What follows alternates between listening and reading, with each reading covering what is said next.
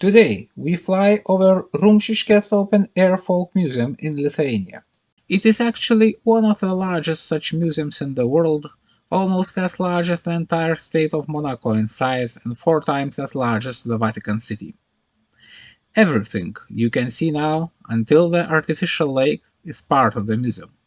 And it is not even the whole museum. The Rumšiškės museum consists of some 150 buildings spread over 2 square kilometers. Nearly all of them have been moved from somewhere else. 19th century huts, sheds and farmer homes that stood all over Lithuania in its pre-industrial times have been saved from destruction by reassembling them here. They are joined by mills, churches, workshops, and inns that were the backbone of the economy, entertainment, and lifestyle more than 100 years ago. The area is so huge that some 10 kilometers of walking is required to see everything.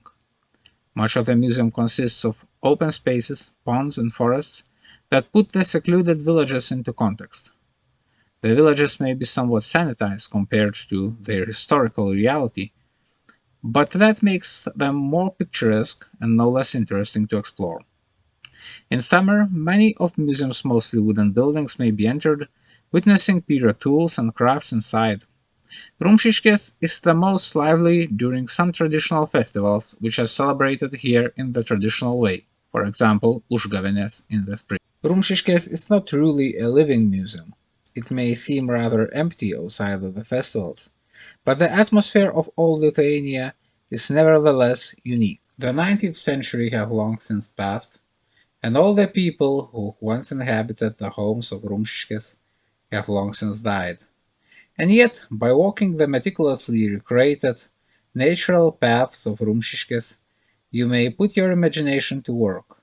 You may imagine the smoke, the markets, the animals, the cattle and the horses, the crop harvests, and the resounding Lithuanian songs that used to permeate the society of the era. You may also imagine all the negative things, the stench, the oppression of the Russian Empire that ruled Lithuania at the time and banned Lithuanian language. You may imagine the poverty, the numbers of children who have died without reaching the adulthood. But even in these horrible conditions, the Lithuanian folk culture thrived. It has created all the buildings, all the arts and crafts that you can see today in Rumšiškės, which still exist, unlike the people who have constructed them. The heart of Rumšiškės Museum is the newly built town. Its large market square is surrounded by small townhouses and a church. Many townhouses have recreated interiors of 19th, early 20th centuries. A single-room school, craftsmen workshops. During festivals, the square is turned into a marketplace. Back then, church services and regular markets attracted the people of surrounding populous countryside to the towns. 80% or more people of Lithuania lived in the villages.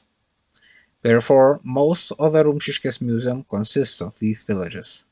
They are separated into 5 large areas, each representing one ethnographic region of Lithuania. Buildings of various ages stand next to each other, from an early 19th century chimneyless huts that used to be full of smoke to early 20th century pretty wooden houses with large windows. Each farmstead, consisting of a family home and the additional buildings, barn, bathhouse, has been brought intact. Aukštaitija, or Northeast Lithuania, is both the largest ethnographic region of Lithuania and the largest area in Rumšiškės. It includes an entire orderly single-street village of 8 farmsteads, as well as 3 separate farmsteads. The main draws are an octagon wooden church and pretty wayside crosses. Inside the buildings there are exhibits showing wedding traditions, the period when the Lithuanian language was banned by the Russian Empire, traditional medicine, folk holidays, and tailoring. Samogitia area is the second in size in Rumšiškės. It includes 6 farmsteads, each of them with more buildings than it was common in the other regions, and they are grouped into a chaotic village peculiar to the area. Dzūkija, or the forested southeast Lithuania, is represented by a 4-farmstead shared village where each farmstead actually has numerous buildings scattered across the entire settlement, and in one separate farmstead. The large forests and infertile lands made Zukians to exploit the forest, for example, go foraging, which is reminded by a mushroom drying house in one of the farmsteads. Sudovia area has an oil mill and 3 farmsteads, one of which includes a small windmill, and the other has a cattle drawn mill. As the Sudovian farmers were among the richest in Lithuania, the exhibits concentrate on technical heritage, agricultural tools, locomobiles. Originally constructed while Lithuania was still under a deep Soviet occupation in 1974, Rumšiškės had many political omissions. The largest one, arguably, is the omission of the entire ethnographic region of Lithuania Minor. That's because when Soviet Union occupied Lithuania, they have attached this region not to the Soviet Lithuania but to Soviet Russia. Its Lithuanian inhabitants were exiled, murdered, or forced to flee. Entire names of the cities and towns, originally Lithuanian, have been changed into the Russian ones, and Lithuania Minor simply had to be forgotten.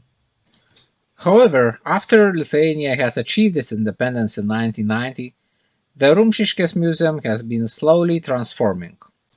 The Lithuania Minor section has been finally established. However, it still consists of just a single farmstead, and thus it is difficult for it to fully represent the unique lifestyle of that seaside Lutheran region of Lithuania. Furthermore, the wooden palace of Aristavėlė Manor has been moved in to represent the Lithuanian nobility.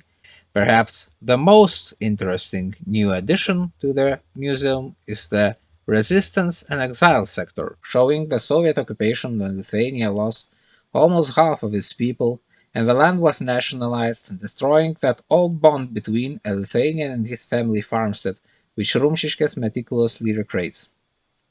Appropriately modest exhibits include an anti-Soviet partisan bunker, a cattle carriage used by the Soviets for the exile of people to the inhospitable Siberia, a Siberian yurt like those Lithuanians had to build for themselves during the exile, and humble crosses from Siberian villages that used to be erected for Lithuanians who succumbed to cold and the forced labor there. Here it's easy to see how the Soviet occupation worsened even the 19th century village conditions to many Lithuanians. The other future plans include plans to build minority houses of worship, such as a Jewish synagogue or a Lutheran church, which is especially important because in the times of pre-industrial Lithuania, some 10% or more of the inhabitants were Lutheran, and about the same number was Jewish. Still, Rumšiškės quite accurately represents the lives of about 70% of the people of Lithuania who were Catholics and lived in the villages. As such, Rumšiškės is especially loved by the descendants of Lithuanian emigrants 100 or 150 years ago who have left Lithuania to take industrial jobs in countries such as the United States of America. Here, the descendants of these immigrants may see how their forefathers have lived, in what kind of houses, what kind of tools they used, and what was their lifestyle, and why did they emigrate from Lithuania. Some of such tourists have even been lucky enough to find the original homes their forefathers lived in Lithuania, transported here to Rumšiškės. Rumšiškės makes a very convenient stop on the highway between two of the Lithuania's largest cities, Vilnius and Kaunas. After seeing the historic urban Lithuanian life there, in Rumšiškės you may see the life that has already disappeared in the real Lithuanian countryside.